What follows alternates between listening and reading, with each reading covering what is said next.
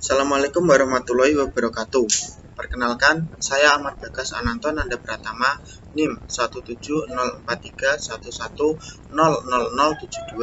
Di sini saya dari jurusan Teknik Elektro, Fakultas Teknik Universitas Trunojoyo Madura angkatan 2017.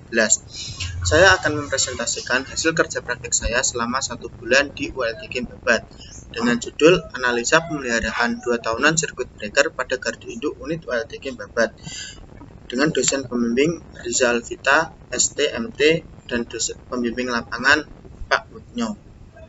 Langsung kita masuk ke tujuan. Tujuan dari pemeliharaan 2 tahunan sendiri yang pertama adalah untuk mengurangi resiko kegagalan atau kerusakan pada peralatan dan juga mengurangi waktu pada saat pemadaman akibat gangguan.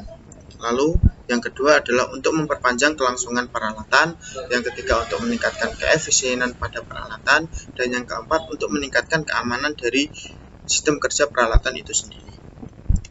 Lalu, ini merupakan flowchart atau rangkaian kegiatan selama saya melakukan kerja praktek di ULTK Babat. Dari latar belakang sampai penyusunan kesimpulan. Lalu, ini merupakan pengertian dan fungsi dari PMT. PMT sendiri merupakan peralatan saklar atau switching mekanis yang mampu menutup, mengalirkan, ataupun juga memutus arus beban yang mengalir pada suatu sistem tenaga listrik dengan kondisi normal sesuai dengan rating kelasnya, serta mampu menutup atau mengalirkan dan memutus arus beban spesifik pada kondisi abnormal atau gangguan yang terjadi sesuai dengan kelasnya, baik gangguan internal maupun gangguan eksternal atau juga faktor alam. Untuk masyarakat awam, PMT ini juga biasa dikenal sebagai saklar atau sekring yang biasanya digunakan di rumah-rumah. Klasifikasi PMT itu sendiri dibagi menjadi 4. Yang pertama ada PMT tegangan rendah, low voltage, PMT tegangan menengah, medium voltage, dan PMT tegangan tinggi, high voltage, dan yang terakhir PMT tegangan ekstra tinggi. Untuk PMT tegangan rendah sendiri memiliki range tegangan antara 0,1 kV sampai dengan 1 volt. Untuk PMT tegangan menengah memiliki range 1 sampai dengan 35 kV. Untuk PMT tegangan tinggi memiliki range 35 kV sampai dengan 245 kV. Sedangkan PMT tegangan ekstra tinggi memiliki range tegangan yaitu di atas 245 kV. Berdasarkan jumlah mekanik penggeraknya, PMT dibedakan menjadi 2. Yang pertama PMT single pole dan yang kedua PMT triple. PMT single pole sendiri merupakan PMT yang memiliki mekanik penggerak pada masing-masing pole-nya. Umumnya PMT jenis ini dipasang pada B penghantar agar PMT bisa reklus satu fasa. Sedangkan PMT triple merupakan jenis PMT yang mempunyai satu mekanik penggerak untuk 3 fasa. Guna menghubungkan suatu fasa dengan fasa lainnya, PMT ini dilengkapi dengan kopel mekanik. Umumnya PMT jenis ini dipasang pada bay trafo dan juga bay kopel serta PMT 20 kV untuk distribusi. Sedangkan berdasarkan media isolasi, PMT dibedakan menjadi 4. Yang pertama PMT gas SF6, lalu PMT minyak, ada PMT udara hembus, dan yang terakhir PMT hampa udara. Kita masuk ke komponen dan fungsi dari sirkuit breaker. Fungsi yang pertama merupakan primary. Primary sendiri merupakan bagian dari PMT yang bersifat konduktif dan berfungsi untuk menyalurkan energi listrik dengan nilai losses yang rendah dan mampu menghubungkan atau memutus arus beban saat kondisi normal atau tidak normal. Ini dapat kita lihat gambarnya. Lalu ada driving mechanism. Komponen ini berfungsi sebagai penyimpan energi untuk dapat menggerakkan kontak gerak atau moving contact PMT dalam waktu tertentu sesuai dengan kelas range masing-masing. Lanjut, dari jenis driving mechanism sendiri dibedakan menjadi 6.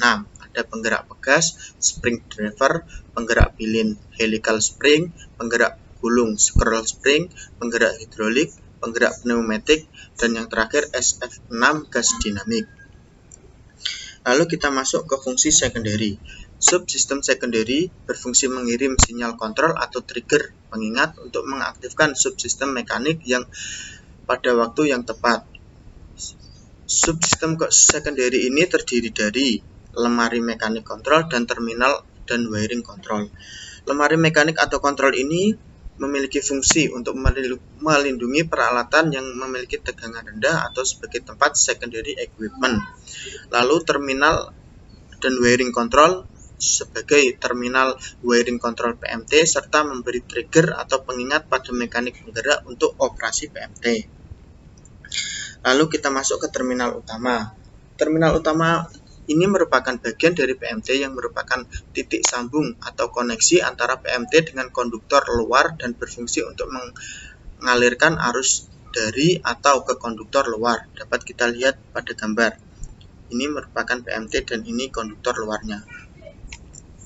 Lanjut ke dieelektrik. Komponen ini yang berfungsi sebagai isolasi peralatan dengan memadamkan busur api dengan sempurna pada saat moving contact bekerja. Karena pada saat moving contact bekerja tersebut, nantinya akan timbul percikan-percikan bunga api pada PMT tersebut.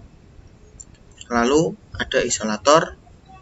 Electrical insulation atau yang biasa dikenal dengan isolator pada pemutus tenaga terdiri atas dua bagian isolasi yang berupa isolator, yaitu antara lain isolator ruang pemutus dan isolator ruang penyangga. Dapat kita lihat gambar nomor 1 dan nomor 2.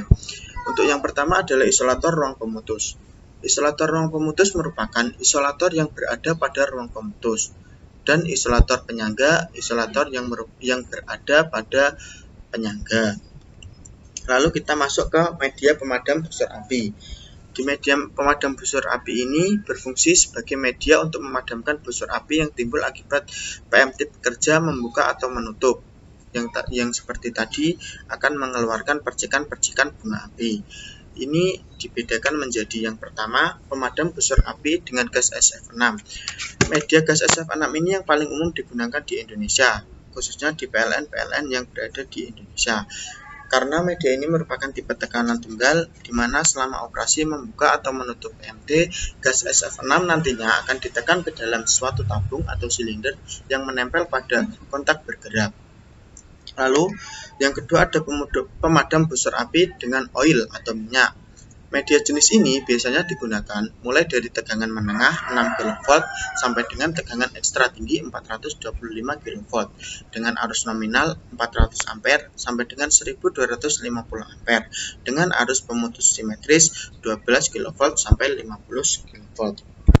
Lalu kita masuk yang ketiga merupakan pemadam busur api dengan hampa udara atau vakum.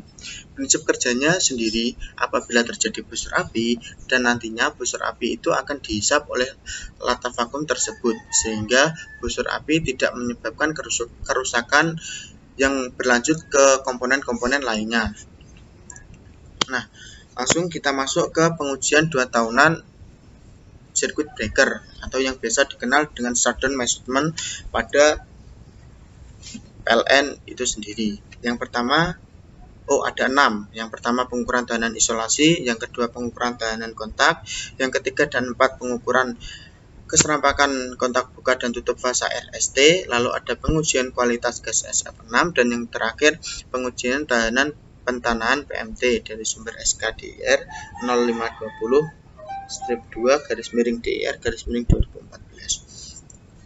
Yang pertama pengukuran tahanan isolasi.